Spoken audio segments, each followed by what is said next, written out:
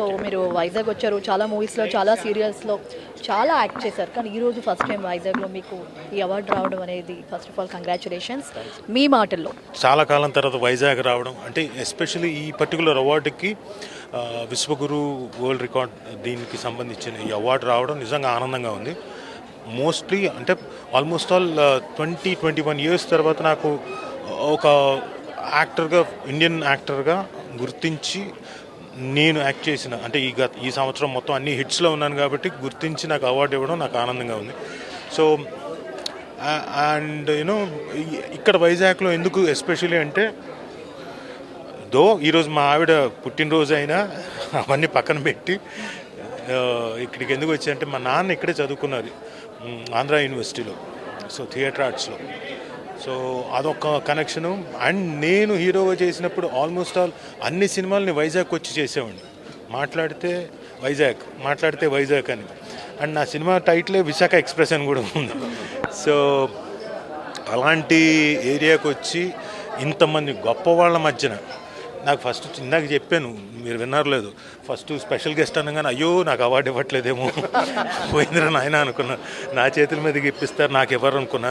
But చివరిలో నన్ను కూడా గుర్తించి సో నా ప్రతిభ అదేలేండి ముందే గుర్తించి నాకు ఒక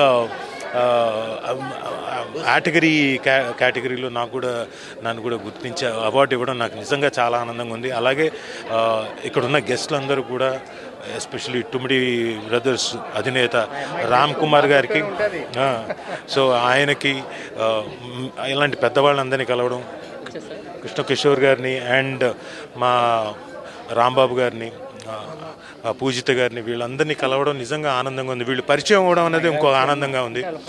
సో కిషోర్ గారు ఏమో చాలా మొహమాటస్తులు.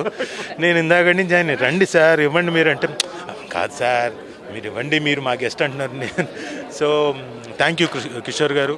అండ్ ఆయన కూడా ఈ ప్రైమ్ 9 ఛానల్ నడిపిస్తూ చాలామందికి హెల్త్ గురించి చేస్తున్నాడు. రాగానే మొదట చెప్పింది ఆయన అదే, డబ్బెవరు ఊరికే రాదు, అలాగే జబ్బు కూడా ఊరికే రాదని ఒక చొరకేసాడు నాకు కూడా.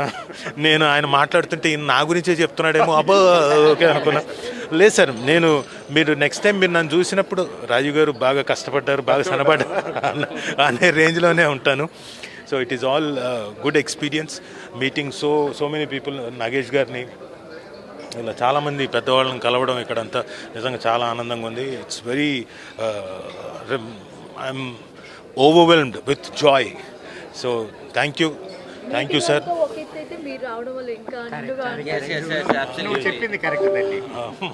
థ్యాంక్ యూ అమ్మా, థ్యాంక్ యూ. మీ పేరు?